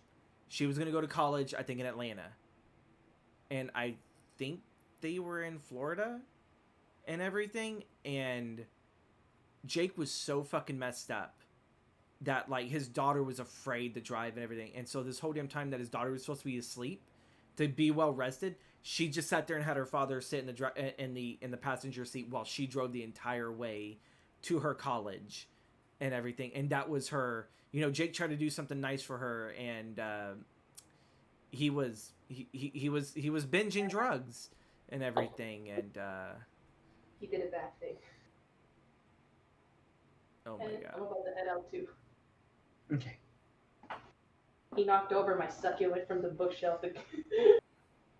It wasn't succulent enough, I guess. So he's like, fat, bam. No, he's the bookshelf that's next to the counter. She completely pitched out and everything. It's like the mic just went right out, so I barely heard any of that. He's been getting in the habit of climbing onto one of our bookshelves and knocking off stuff. Like a Don't cat. fight him. Like a cat. Yeah, you would find me when I picked him up. Like, no, you need to stop. Oh my god. All right. So how are we gonna wrap up Smith? Because oh my god, I mean, it's just I really want to wash that dirt off me. Oh my god. yeah, no, it's again, it's just one of the roughest episodes, but I do think it's due to Jake Roberts still being around and him being like one of the last men standing from that era and honestly thriving at this point in his life. I Yeah. think it's very important to just it is, I mean, important in the sense that it's part of his journey that, we would not have gotten there, but, and honestly, he wouldn't have gotten into wrestling if it wasn't for who his father was either. Yeah. Because one thing that stood out is, he basically got into wrestling to spite him. Yeah, because his father told him and everything, you'll never make anything of yourself. There's no way in hell Mm-hmm. you would be this and everything. And Jake, to me, Jake outproved his father because, again, how many people really knew who Grizzly Smith was before this episode compared to now? But you could probably also ask people how many people knew Jake Roberts and everything. And a lot of people would probably put their hands up like, yeah, I know Jake. I remember Jake and everything. And Salem, cut that out. Sorry. He was trying to chew on a wire. He's channeling Revan energy. But yeah, we're gonna. It's like they're all syncing up. I guess so and everything. But we're gonna wrap up with Grizzly Smith. He's episode 6 out of 14 for season 3, and we're gonna kind of jump a little bit closer towards the end of season 3. To like every time I watch it, my heart breaks for this woman. Mm-hmm. The many faces of Luna Vachon.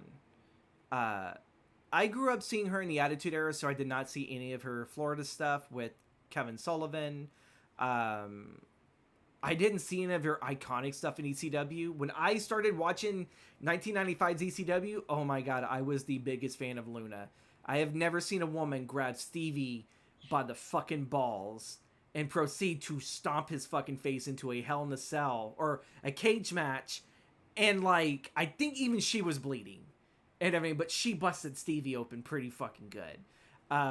Luna Vachon, for those that do not know, she played a character that's kind of like schizophrenic, in a sense. It started off as like a dark side character in Florida, mostly due to Kevin Sullivan and Kevin Sullivan's like black magic and everything. That was like his weird gimmick. I don't really know how do you really describe Kevin Sullivan, because part of it is like one step into the Undertaker, but like one step into something else and everything. Like he tried to be the mystical force, but to me, I look at him more as a cult leader. And Luna's origins was that she was striked by Kevin Sullivan, and then the next day decided to shave half of her fucking hair off, and you know, she became this evil character. She was not related to Mad Dog Vachon, but she was trained by him, so she kind of quote unquote became one of the Vachon family members of wrestling. I don't know Mad Dog. I can't remember the other one, because there's Mad Dog Vachon, which was the very first kind of handicapped wrestler, because he had the missing leg, and I forgot what wrestler it was, but it yanked his leg off and fucking hit another wrestler with it, and then he realized, like, holy shit, I'm holding a prosthetic fucking foot and everything. I forgot what it was. It was not Austin, that's for sure. I think it was DX. I think DX did something like that. It sounds like something Hunter would have done. For sure. But yeah, Luna Vachon pretty much became like a big thing on the independent scene in Florida before she got her calling through the Fabulous Moolah, and she was trained through there. There is, I think, season 1. I think there's an episode that covers Fabulous Moolah, who is a piece of shit person and everything that, you know, she robbed women's wrestling out of every fucking penny just so that she had money. And the only reason she did that was because she grew up dirt poor and she didn't want to be dirt poor ever again. And it's like, that's kind of a shitty reason to screw other women out of making a fucking living and a paycheck in this industry. There are some that still stand beside Moolah. There are others that don't. Luna, I think, despised but yet somewhat respected Moolah. It's pretty much a really, really quick thing, but I do believe Luna did have a kid. The same thing with Sherry Martel, who was actually in season 5. I think she's one of the best episodes in season 5, by the way. Was the Sensational Sherry. But yeah, Luna cut to the T of what it is. Luna grew up without really any family, made her own family, fell into substance abuse. The moment that she stopped being a reason to sell tickets on the card, things just fell sideways. She got married to, and she actually brought in Gangrel, who is one of my favorite fucking wrestlers ever. That man does not get enough fucking talks to it. And he just recently appeared on AEW TV, I think last month, and everything, when Edge needed... Help out Adam Copeland. Yeah, and everything, to help out Edge, a.k.a. Adam Copeland. And he did... Who did he do the Impaler DDT to? Did he did it to... what's his damn name? It was the leader of whatever fucking mysticism cult thing in AEW. I'm forgetting. Not the Dark Order. It's I can't keep up with AEW's fucking House of roster. Black. House of Black, yeah. I think it was Aleister Black or something like that. Malachi Black. Yeah, Malachi Black. Aleister was WWE and everything. It's hard to keep up with AEW because you don't know who's a part of that company anymore, and you don't know who the fuck joins that company anymore. It's like Vince McMahon 2.0. That was really dark. My apologies and everything for those that actually know. But yeah, no, like Gangrel and Paler DDT onto fucking Malachi Black. That was fucking perfect. He, for his age, he can still do what he does. But for those that do not know Gangrel, if you grew up during the Attitude Era, he pretty much helped raise Edge and Christian into the huge tag team ranks in the Brood, and he also brought in like the Hardys as well. I think, wasn't the Hardys like the Brood 2.0? Basically. Yeah, and everything, because I think Edge and Christian were the original ones. Gangrel will come out with the little fucking what is it, the Holy Grail of fucking blood, and they had that epic fucking entrance when he come out of the fire. Which go check out like Oh the yeah. Chris Van Vliet episode where he talks to Adam, and I think even Christian brings up with like did you ever burn yourself on an entrance? He's like, yeah, because it was like made super tiny and we were not tiny guys and everything, and so like I think like Edge like actually like had to drop some of his jackets because they were just boiled and like just melted. Um, so even Edge got burns and everything, and I'm pretty sure so did Gangrel. And epic entrance, best entrance of the Attitude Era period. Um, believe it or not, yeah, I would put that up there as like Gangrel and the Brood, and then you have Stone Cold, and then you have The Rock. Maybe put the Undertaker somewhere in between Austin and Rock. And there he goes, like a it's not even a main event guy, but a supporting kind of character, has the best entrance in all of what 6 years of wrestling for the Attitude Era. That was about 6 years. It ended in 2003, I believe, because that was Ruthless Aggression. And but yeah, back to Luna. Luna trained him and everything. She's a fucking sweetheart. Like, if you go watch the shoot interviews and hear her talk, she's a fucking sweetheart. And the stories they tell about Luna, she's a fucking sweetheart. I don't know if she really deserved to have been in the wrestling industry with the way how they treated her and everything. For real. Yeah. Like, it's just one of those people. I won't say characters, because the character of Luna Vachon is Luna Vachon, and she's such a sweet person. And when she really needed the work, and just because of fucking Sable and a lot of backstage politics that fucked her over, that Luna could have had a longer career there. I would sit there and say it's a tragedy story. It's a tragedy story of a woman that gave her all to a company, really an industry that did not even look at women's wrestling as a big thing. And to me, I love people like Luna and Sherry. The ones that they didn't always look so pretty, but they could just be these scary characters, but deep down, at the pit of the heart, they were like the most loving, down to earth fucking people. I think keeping it as short as that is probably the best thing ever, because you have to watch the episodes. You have to. I think you can watch those on Tubi. Season 3's episodes are on Tubi.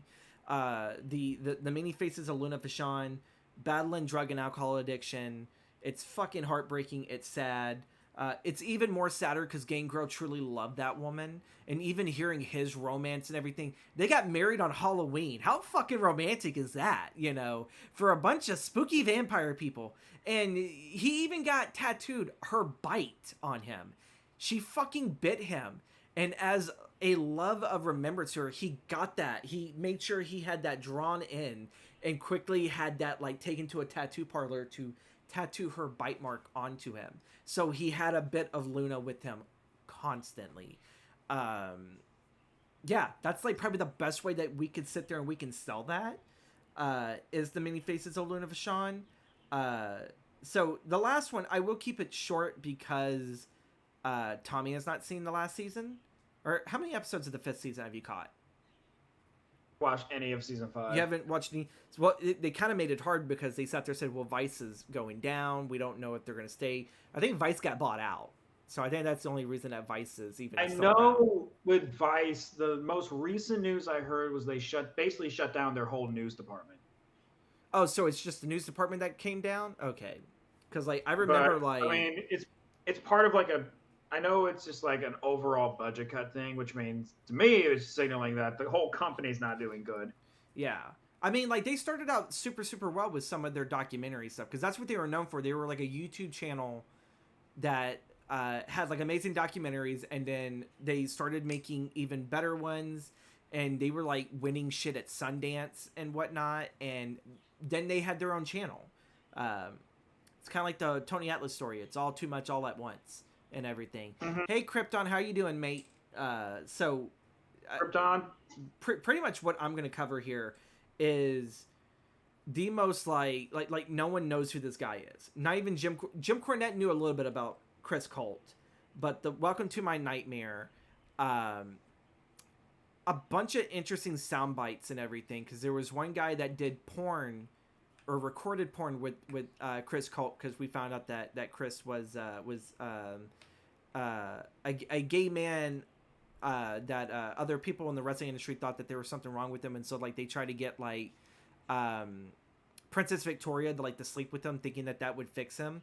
But no, like this dude went after wrestling. He made gay porn, and this one director sat there and said pro wrestling is foreplay for gay people, and I'm like, what? And everything. It was the first time I heard that, and I was like, that's interesting. And I heard that through a promo package for this episode. I was like, all right, I gotta check out who is this Chris Colt guy, and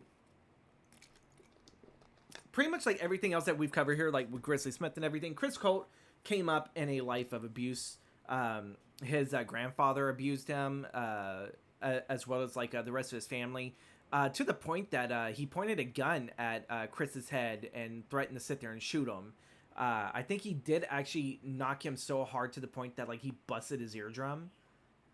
So the kid was abused, but the kid also kind of like fell in love with like pro wrestling along the ways. He would enjoy going to the shows that I think his mother or his aunt would take him go do. So that was like his segue into, and he kind of was like a West Coast version of Kevin Sullivan almost. But like the way how he would do his shows, like, to me, I thought just from what I heard about the interviews, he sounded like he was 10 times much more talented than Kevin Sullivan. And I kind of like Kev. I like Kev more behind the scenes than an actual, like an actual pro wrestler and everything. Like Kevin Sullivan has a great mind, but like when he goes out and does it, it's like, I feel like someone else could do this better than you. But to each their own. But yeah, Chris Colt was a closeted gay man until he wasn't. Became a real big, huge thing in Arizona for wrestling. So that's also too why no one really kind of like knows who he is. It's because barely anyone knows of the Arizona territories of the day. And we're talking here 60s and 70s. He would go through like these different styles, but the one that was most famous was the one that he was ripping on Alice Cooper, where he would have like the Cooper makeup and everything. And apparently he had one catchphrase right towards the end of his wrestling career where he sat there and says, when I get in the ring, not only am I gonna beat your ass, but I'm a kick you out of the town, and then I'm gonna fuck you. That was his selling point when he fucking did promos against wrestlers. I'm gonna beat your ass in that ring, I'm gonna kick you out of this town, and then I'm gonna fuck you. And I'm like, I don't know how I would have taken that if a wrestler is like, what the fuck is he being serious? Like, what the hell is wrong with this man? And yeah, that's Chris Colt. Like, really, I would have to like show you guys like one of the promo things, but I know if I go anywhere else, the screen's gonna go blank. So there, I really can't sit there and show you guys anything. But I think you can still watch it on YouTube and everything. I don't know if they've taken it off, but real quick before we sign off, because I know the last ones were like pretty quick and everything, but really I kind of feel like you have to like talk to them, not so much in deep perspective as like it's enough of like a tease for you guys to actually go out and watch these episodes, because those episodes are actually really, really good, and I don't really feel like for me I can really sit there and describe I can't do it, I guess, like justice and like describing like their hardships, like the stories and what's told there. It's right there for you guys on Vice or on Hulu or on Disney Plus if you have that tie-in bundle, or on Tubi to go freaking watch. But overall, for the TV show, Tommy, what do you think about the TV show? I really enjoyed the TV show overall. I do think there are some times where they are pulling punches, for lack of a better term. Especially after season 3. Yes. I definitely think also the last couple of seasons for sure have been going downhill, mostly because to me, I'm not finding a lot of the topics very interesting. Mm-hmm. At least not as compared to like earlier seasons. Yeah. Where like they did kind of tread some ground that was already done, but they kind of dug up something else a little new. But yeah. So we had mentioned this earlier. Season 3 is the best season of the entire run. It's the sure. It's the longest one. It's 14 episodes, each about like an hour apiece themselves. These are all the stories that are included in season 3. So you had the Brian Pillman story. That was part 1 and part 2. They split that up into 2. The Ultra Violence of Nick Gage, which I can't stand that guy. I'm sorry. What he did to fucking David, not Hasselhoff, David Arquette, that was uncalled for. I think he just wanted to fuck him up just for the fact that, like, you know, I just want to fuck him up. I know that one. Probably one of the most shocking ones, right next to the Shadow of Grizzly Smith, Collision in Korea. Yeah. That one was like, oh my god. Especially when Bischoff's kind of snuck out just to go get like a morning run in, and then like all these people are freaking out about him, and he's like, what's going on? And then to learn what happened with what the propaganda is in Korea and like how they view Americans, and I'm like, oh, I would be scared for my life too, you know, if I was Bischoff. Becoming Warrior, I really kind of felt like they didn't tread much of any ground. Like, they didn't bash him completely, but like they did at least try to point out some of the highlights that he tried to do. And the Shadow of Grizzly Smith, which I still think is the darkest episode of the season. Probably right behind that one's the Dynamite Kid. Yeah. Sure. Another story about drug abuse and abusing your loved ones. Again, I'm surprised British Bulldog and Bret Hart and Owen did not beat the shit out of Dynamite. I felt like there would have been a family reunion of, we're inviting him over and we are beating the living shit out of him. I felt like if Bret's daddy was young enough, he'd have beat the shit out of fucking Dynamite Kid for what he did. This one is... This one's the one episode that got a lot of wrestlers in trouble. Namely Ric Flair, and it also costed Tommy Dreamer his job at TNA before they bring him back, which I thought was still shitty, because really he didn't say anything wrong. He just stated what it was at the time, what the politics of the time were. I don't think he should have sat there and got... I know there were people, well, he shouldn't have said it like that. I was like, but that's what it was. It's all like, I was like, do you want to live the lie or do you want the truth? That's what it was. That's what your heroes were. But the Plane Ride from Hell, the most controversial one of them all, probably one of the saddest ones right next to Luna, is the Double Life of Chris Canyon. Now, they did have like some people on there. It's like, why the fuck are you guys on here? It's like, you have nothing to do with Chris, like the Bucks and what the hell's his name? Swolverine. He calls himself that. Was it Brian Cage? Yeah. Yeah. Like, I don't even recall. I think he just trained with the guy. That was it. But it's like, you don't really have nothing really to contribute here. One of the big ones I really enjoyed, and it has a bit of triumph and tragedy to it, but at the same time, it's one of those, like, oh shit moments, but it's Blood and Wire, the Onita FMW story. After watching this, I went and I watched a whole bunch of... I even watched the match that paralyzed Hayabusa. I was like, oh my god, how did they even let that match continue? And everything. Where he landed wrong on his neck, and he essentially... I think he shattered... It was like his C something or whatever that's like in his spine. That neck. I think couldn't... Yeah.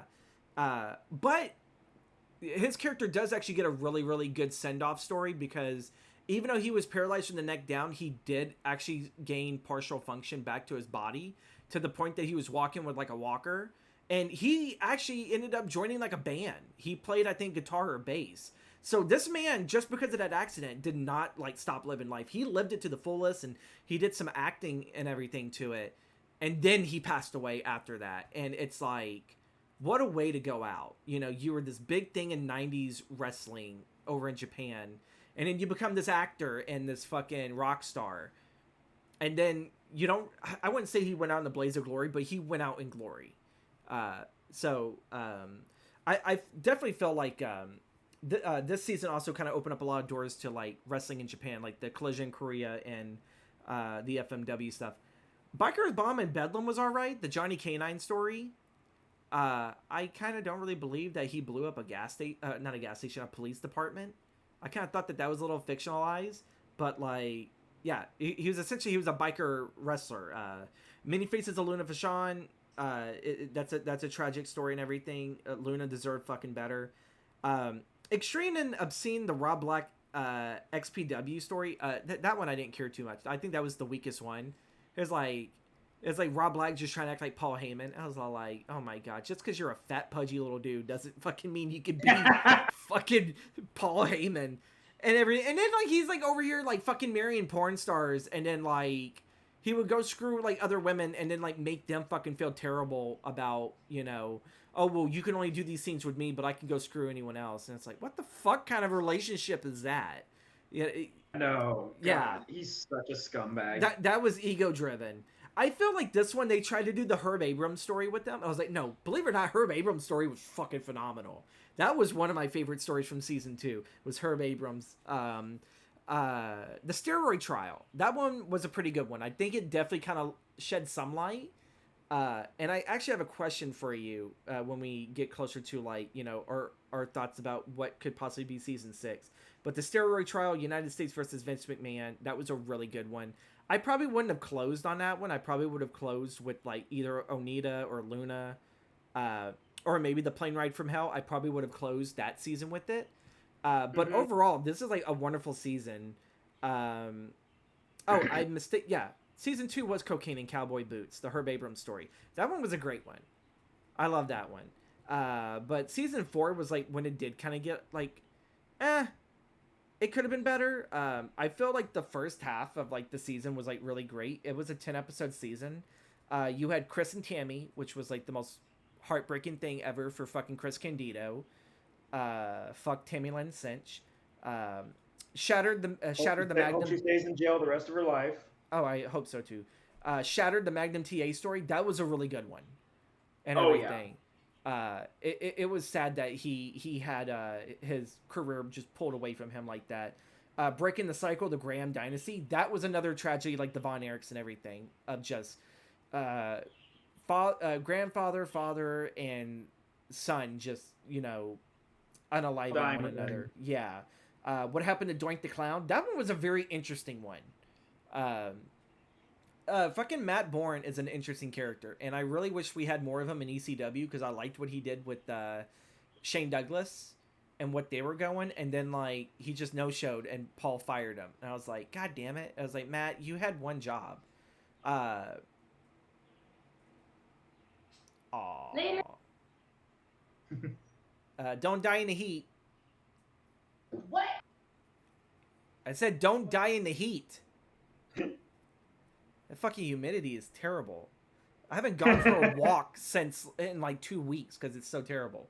The Junkyard Dog story, that was a good one. Oh, I love Junkyard Dog episode. That one was a great one. The one that really got me was whenever he was in the restroom when his boss sat there and used the N-word and was describing him, and like I think he supposedly went and he kicked down the door and everything, and they were like, holy shit, was he really gonna fucking beat the shit out of his boss? I was like, well, he was a racist piece of shit. He deserved to get an ass beating, but he didn't get it. Was this Watts? It was Watts, right? Yeah, it was Cowboy Bill Watts. Yeah, because it was Watts territory. And when Junkyard left to go to WWE to go get his thing, Watts blamed him and tried and put out a bounty on the Junkyard Dog because the Junkyard Dog was like the biggest drawl in all of Memphis and everything. And this was before Jerry the King Lawler became a big name. And Cowboy Bill Watts was vindictive of it. And yeah, no, fuck Watts, but we love JYD. And then like this is kind of like when stuff kind of like fell off. I love the Adrian Adonis story, but I felt like it could have been better. Abdullah the Butcher, the Legacy of Blood, that one just kind of felt like it wasn't too much about his career, and it was more about that stupid YouTuber Hannibal. And it's like, I'm gonna sue you because you fucking gave me this. And I was like, well, obviously you wouldn't have done this match if you wouldn't have sat there and known that, hey, both of you guys are gonna bleed on one another. You're probably gonna get Hep B or whatever it was. It's like that seems kind of normal. You're mixing blood together. You're just a fucking idiot, and you're a talented fucking hack, or talentless hack. There you go. That's what my thoughts on Hannibal. I used to like the guy, and then he was like, "You're fucking terrible." Bam Bam Bigelow, the Beast from the East. It was fair. It was kind of sad. It wasn't nearly as good. Bash at the Beach, that was a snore to me. I did not care. Anything with Vince Russo in it, I would much rather watch Jim Cornette fucking just roast the shit out of Vince Russo. If that was an episode of Dark Side, I would watch that. That's the only reason the Brawl for All episode is of any value to me. Oh yeah, well, that, and I do feel bad for Bart Gunn. I do feel, yeah, Barf He was the deserved victim in better. all this, but man, to knock the shit out of Dr. Death Steve Williams, you know how fucking tough you gotta be to do that? That is a fucking All-American fucking wrestling champion. Like, that was like Kurt Angle level. And he knocked his ass out. And ruined that man's entire run. All in a fluke, But, I give Bart Gunn so much fucking, so much props. But yeah, Bash at the Beach, I could care less. And in the world according to Marty Jannetty, that's like Hogan 2.0.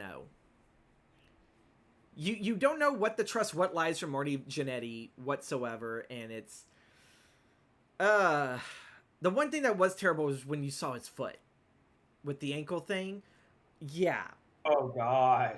Then it went from like a wrestling doc to like a medical documentary, and I was like, oh my god, how have you allowed yourself? Oh well, I gotta wrestle and do this. I was like, no, bitch, you don't wrestle on an ankle like that. Like, he made that all. I think he did that all for fucking just attention. So yeah, that's all season 4. Season 4 started off great, but it kind of petered out. Season 5, it's a mixed bag, and it's a sad one. The Ballad of Earthquake, John Tenta. I don't really think anyone cared. He didn't do nothing bad. He was just a good guy. So it's like, why is this a Dark Side episode? Save this for like something else. Buff and the Bagwells. I didn't see this one, so I can't really sit there and say if this was a good one. I didn't see the Terry Gordy one. The Final Flight of the Freebird, which I'm pretty sure is talking like a lot about just how bad his substance abuse got, to the point that he was on autopilot for the entire time with brain damage. Saving Face, the Brutus Beefcake story. Look, who the hell gives two shits about Brutus Beefcake? And then the woman that's like, oh my god, I love Brutus Beefcake. I was like, no, lady, you just knew you could not fucking sleep with Hogan. And you definitely knew you could not sleep with the Macho Man, because Elizabeth would have beaten your fucking skank ass. So you fucking went to Brutus Beefcake. That's like the lowest of the totem pole, because she knew that was the only wrestler she could sleep with. Fucking Virgil had higher standards than this. Yeah. So, yeah, no, I didn't like that one. The Life and Legend of Harley Race, I didn't see nothing bad in this. This was just like an appreciation of Harley Race, so I didn't feel like it deserved to be a Dark Side episode. It did that good. I do like the Chris Colt story, because there's not that many stories outside of we just mentioned it here in season 3. The Double Life of Chris Canyon. So you don't really get too many wrestler stories about them having to hide being gay, and having to like be someone else, but also feel like they could not be themselves. I enjoyed Chris's story. Chris had a fucking wild life and everything, but there are some things that like I kind of question about. But the thing is that he lived his life with no regrets, and so I give him a lot of kudos to that.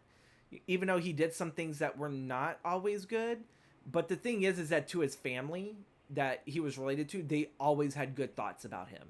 And so to me, it's like, he did a few bad things, but in the end, I think he lived a life to be remembered as a good person. Chris Adams, The Gentleman and the Demon. Oh my God. So this kind of rehashed his bit part in the Triumph and Tragedy of World Class. They did not mention him kicking the one dude in the fucking face to the point that his eyeball came out and it killed the guy, because he just thought, oh, it just popped his eyeball out, he's fine. It was like, no, the dude died and everything, and then he had to rush to get out of the country and like fly up on a plane to get back into America, because this was like during the World Class days. They didn't really tread much of any ground. Sensational Sherry, I loved. There's a bit of a bitterness to it, because she abandoned being a mother to be a superstar. And she let drugs and alcohol get in the way with it. And so it's kind of like the Luna thing, where she didn't really deserve this, but I feel like Sherry did a lot of stuff more to herself. But like her son does not look negatively at his mother whatsoever. He's all like, I knew who she was, and I knew she could not be a mom. And so I think he was raised by his mother's like friend and everything. Like they kind of like adopted him and everything. That was like a decent story and everything. The Sandman one I expected more of, but it wasn't all that good. And I didn't see Black Saturday, The Rise of Vince, but this is going into possible season 6 questions now. They ended season 4 and season 5 on a Vince McMahon story. What makes you think that they will end season 6 or start season 6 on the fall of Vince McMahon? Do you think they would have the balls to cover that story? I don't personally think so. My only reasoning is it's still ongoing. There's still a lot going on with the case. So I don't know if they're going to pull the trigger on doing a whole production for this. And then all of a sudden, something out of left field happens and completely changes the story. That would be the worst thing you would ever want to happen for someone creating a documentary. Yeah, and then have it age poorly, Well, I mean, Vince did it with the self-destruction of the Ultimate Warrior. Yes, he did do some self-destructing, but that documentary was nothing about shitting on him and everything instead of praising him for, like, what good deeds he did do. To be fair, they're not gonna put the self-destruction of the Ultimate Warrior on the same level as Dark Side of the Ring. Because that was basically just a fucking hit piece. Yeah. But, like, where do you think that season 6 can go? What stories would you think you would like to hear? Oh, man. I mean, I'm not quite sure, honestly. We can talk about, maybe some more stuff around, ECW, because how crazy things went with that. What other tragedies? I mean, we've already covered Candido. I mean, I guess we could talk about Test. Yeah. Andrew Martin. Yeah. Yeah.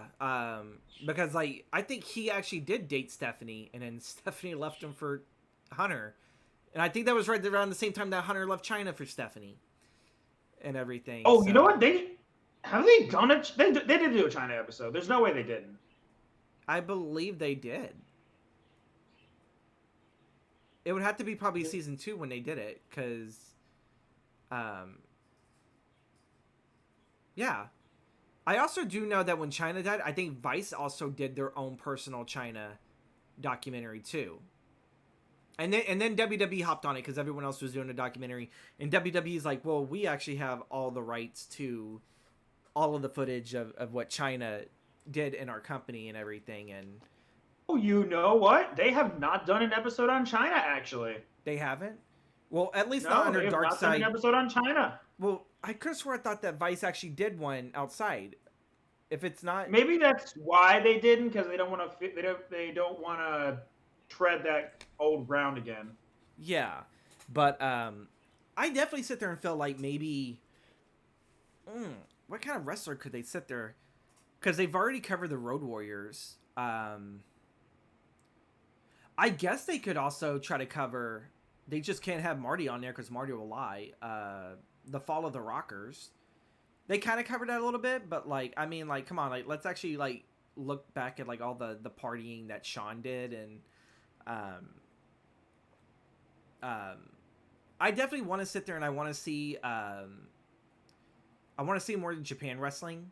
What was the one? There's a lot you can talk about. What was the one that he ended up making it? He was big in Japan, but he ended up going to Ring of Honor to wrestle Samoa Joe.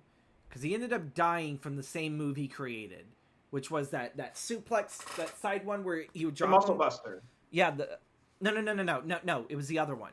It was the one where, like, it was kind of like a German suplex or whatever, but he would throw him over and he would almost like essentially drop him on the neck and everything.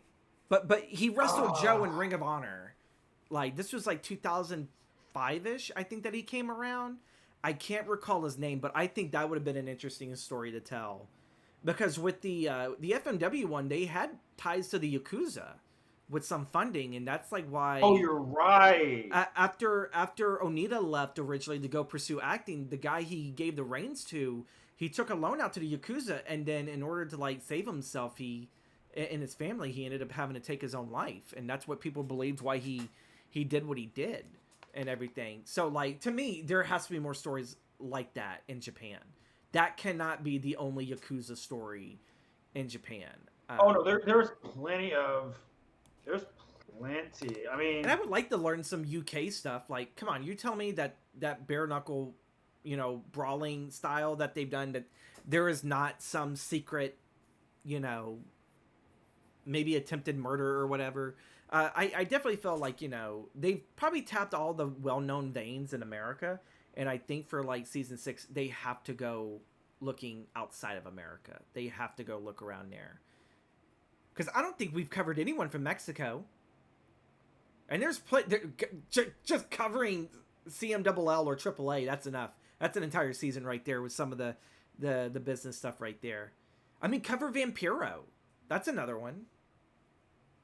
Vampiro and Conan, that rivalry. I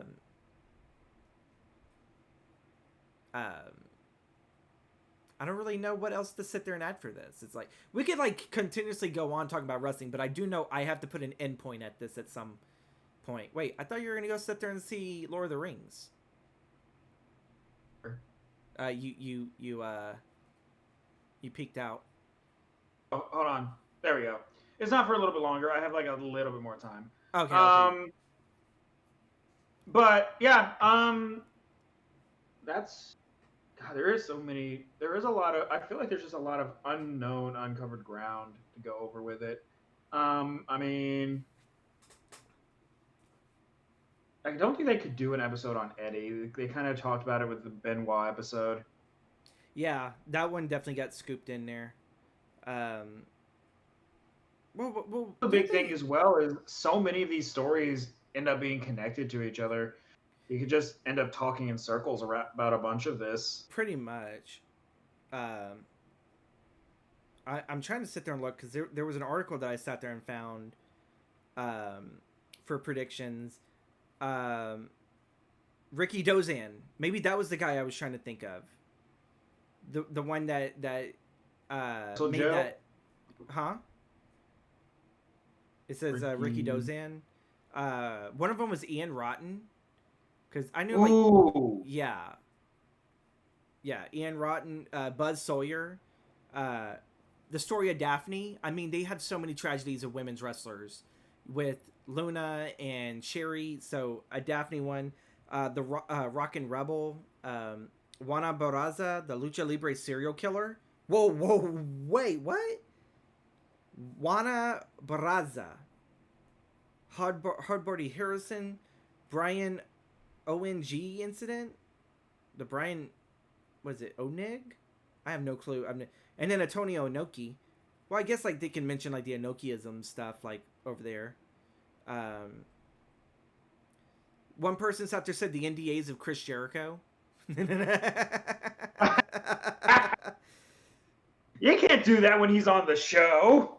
I mean, that's just when they switch it and they do the they bring back Dutch Mantel to fucking just do that one episode. I believe it or not, I love it when Dutch Mantel tells the stories. I got so tired of just hearing Jericho, and it's like, can you find another wrestler? It's Please. Like, because I know Like, when they come on. I know when they did Bruiser Brody, they had Mick, I think, tell that story. Yeah, Mick told that story. No, I'm tired. I'm just, in general, tired of Jericho. He just needs to go away for a while. Yeah. Bill DeMott, there's one that Oh, you're Bill right. That Because- scandal. Bill DeMott sat there and made people do a lot of fucked up shit during the WWE tryouts. There's one called the Rainbow Scandal. I've never heard of that. The Knight Family, never heard of it. The Diva Search and Ashley Massaro. Ooh. That one I definitely think they will not touch, because that links it to Vince McMahon. Yeah, that's what I was gonna say. Like, that could be a good little like teaser to get to maybe the fall of Vince McMahon whenever the smoke finally settles. Muhammad Hassan. Oh God. Because yeah, like that dude, I remember enjoying his heel work, and then I think, was it the bombings in the UK? That's when it happened. Yeah, because there was bombings in the UK. I think it was London. Yeah, and they completely dropped it. And I think Vince was just gonna drop the gimmick at first, and then Vince is like, "Well, you're just fired because I have nothing for you." And like The guy went to go be a fucking teacher. So that's what he spent the rest of his life doing. IWA Mid-South, The Story of Perry Saturn. I don't know if they'll do The Click. Not with Hunter in charge. Not that, like, I think that, like, they would find something dark on Hunter, but I think it's more of Sean and Razor and Sean Waltman. Maybe Hall. Maybe... I said Razor. What is it? Nash. Maybe Nash. Yeah, but maybe Nash. I feel like Nash and Hunter had their heads on straight a little bit more when they were younger. You know, one was a family man coming to be, and then the other one, like, really the only thing I think Nash would be is like more backstage politicking, like his booking in WCW. Adrian Street, which I almost thought about that. One person put Test, the other one put the Public Enemy. I would watch one to just show how much the Public Enemy thought that they could strut their shit in WWE and how badly they fucked up and everything. I would love to hear Ron Simmons and JBL talk about, well, you know, they sat there and they thought they could do this. And, you know, Sid Vicious, they could easily talk about that break. But also, too, they could talk about just, like, how bad Sid Vicious just, like, dogged on everyone. That, like, he would no-show a lot of stuff. One person said John Laurinaitis. And then one person thought Dustin Rhodes. I think that could be a really good either opener or closer, is to talk about, like, the rise and fall and then rise again of Dustin. Like, that would be a really good feel-good story for either your beginning, middle, or end. Like, that's just it. But folks, like, oh, one more, Art Bar. Art Bar, well, that would be connected to more in the Lucha Libre stuff, but Art Bar and Eddie Guerrero and everything, that would be it. But we are going to wrap this up. Otherwise, me and fucking Tommy are going to sit there and talk about this. This didn't really feel too much like a podcast like normally do. This felt more like a conversation, which I don't mind. I like talking wrestling with Tommy. Me and Tommy send each other fucking wrestling memes and all sorts of shit on the fucking daily. I almost thought that was Salem behind. I saw the tail. I was like, oh, good, that's not Salem. I was like...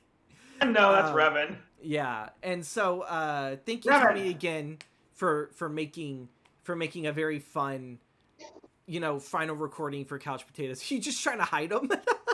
Yeah. Oh, is he looking at his shit too? Yes! Oh my God. It comes full circle. Yeah, it does. You know, Whiskey gets his bath, and now Revan gets his. Folks, thank you guys again so much for listening to this final recording of Couch Potatoes so much and everything. It definitely felt like a conversation, and it's definitely a conversation I've been wanting for like the longest time to like do on stream. I've already been told by one guy, he's like, with your knowledge of pro wrestling, you should do a wrestling podcast and everything. It's like, maybe I could do something during the summer with Tommy whenever he has the time. It's like, hey, if you are down, I am for it. Maybe we'll touch what Dark Side of the Ring is too afraid to touch on, because we don't have connections in the fucking wrestling industry, so we can burn as many bridges as possible. Booker T, that could be another good episode of the rise of Booker T, from where he grew up with and everything, and then how he was like this unsung hero in the final days of WCW, winning both the US title and then the WCW one, only to be treated like shit upon his entrance in WWE, and how he rose to become another icon, refusing to stay down, you know, King Booker, as he calls it and everything. I would love that. I would love to sit there, especially I would love to hear all the, like, the childhood funny stories that Stevie Ray could probably tell about his brother. And then Booker is like, don't you dare tell that. It's like, well, Booker at this age, and it's like... Or, you know, and then also, you know, we can talk about the hilarious gaffe that he had on Nitro. Oh, yeah, when he sat there and he said the N-word to Hogan. He's like, I'm coming for you. And then... You can tell immediately the regret on his face.